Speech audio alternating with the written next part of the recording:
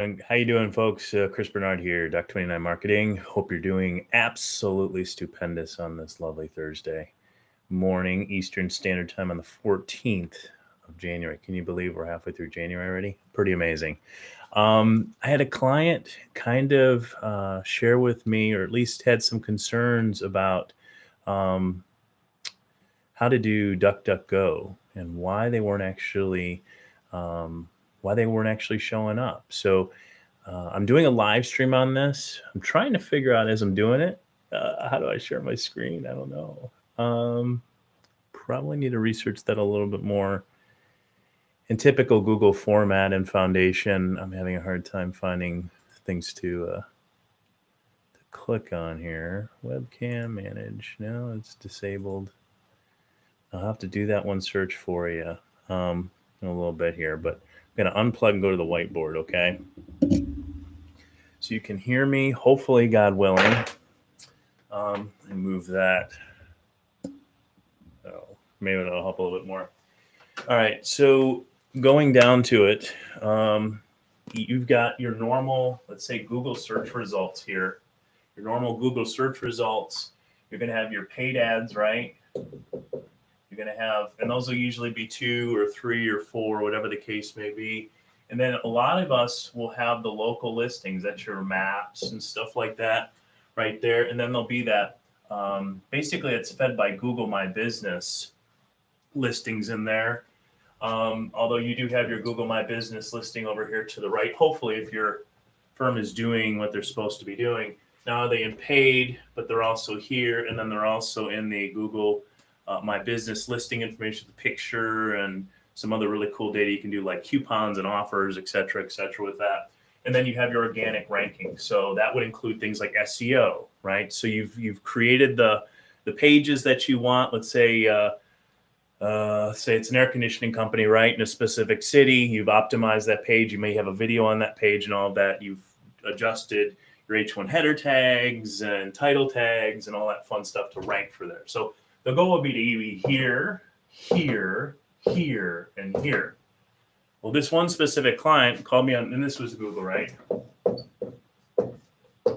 This one specific client called me, actually texted me this weekend. And he says on DuckDuckGo, it's a fun, should look into where that came from. It's been around for a while. I just didn't know about it.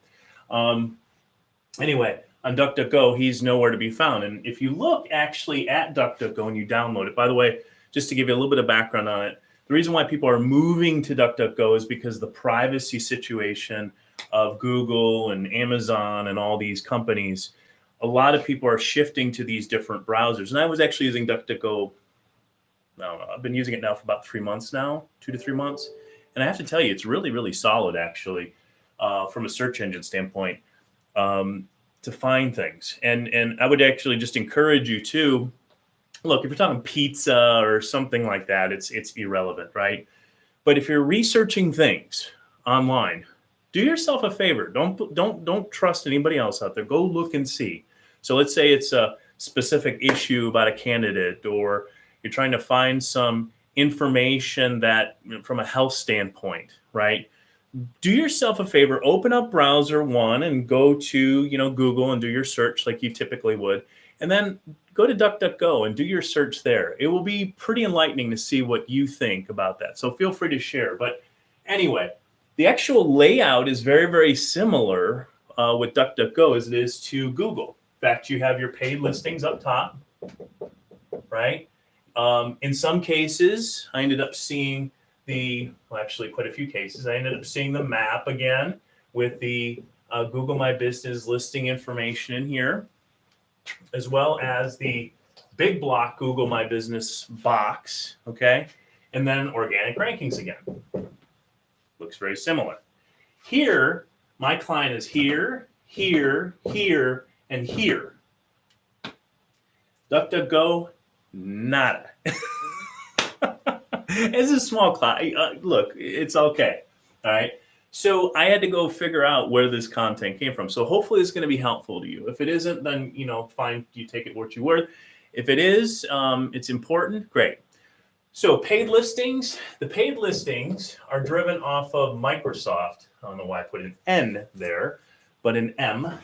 Oh, you can, that's actually going to kind of get away. These are actually driven off of Microsoft's ads, right? So you have to go ahead and open up an ads account. If you are running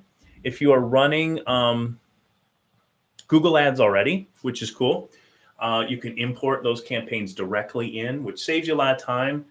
And to be honest with you, I either it was me and my account or whatever it was with AdWords, like typing in, because we have a lot of accounts, and I didn't want conversion of any of those things, so I just created a brand new one. For whatever reason, the tool for the keywords is a little bit squirrely, so just be careful. If you are going to upload them, the actual upload process is the same. If you're going to go from like Excel, big keyword list to get those into Microsoft Ads. The same broad match, phrase match, exact match things are there. Broad being Google can use any of those words in that phrase, right? Phrase match is where the phrase itself, so let's say it's red sneakers.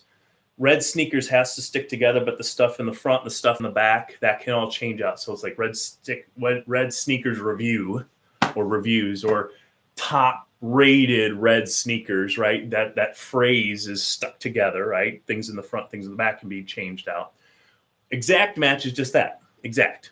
That's it, right? You're going to get a much tighter list of users, right? Searching for that specific thing because it can't add anything to it, right? So again, broad and then phrase and then exact match. Okay, so broad is where you don't put anything in when you're importing that stuff in. Phrase is where you have quotes around it, that specific keyword, and exact are the brackets. So when you do your little setup, you know what that looks like. Any other thoughts there? Oh, you can also, I don't know if you can do broad match. I can't remember the name of it, but basically it's the modified broad match, where you put a plus in front of those. So like red sneakers, you would upload it as a plus red plus sneakers, and basically as long as all those words were in the phrase that the user typed in, they would show up. A really good way to kind of control some of the audience and how large that is, but still get the impressions that you want. Okay, so little tip there. So anyway, Microsoft Ads, I should put MS because everyone refers to like Microsoft Access, right? These right here, these are driven off of the Apple Maps listing. Okay, so this right here, Apple Maps, and you need to actually set up an account. They have a verification process, very similar to Google. That's what you want to call it, a verification process. But Apple Maps, all right, for that stuff. This here too is also Apple Maps, okay? However, it looks like part of the information is actually coming in from Yelp, which is similar to what your normal mobile devices are. So, and then organic listings. So these I understand. We've set those up before. The organic listings, and this is where I might be able to use some of your help. I'm currently in research mode.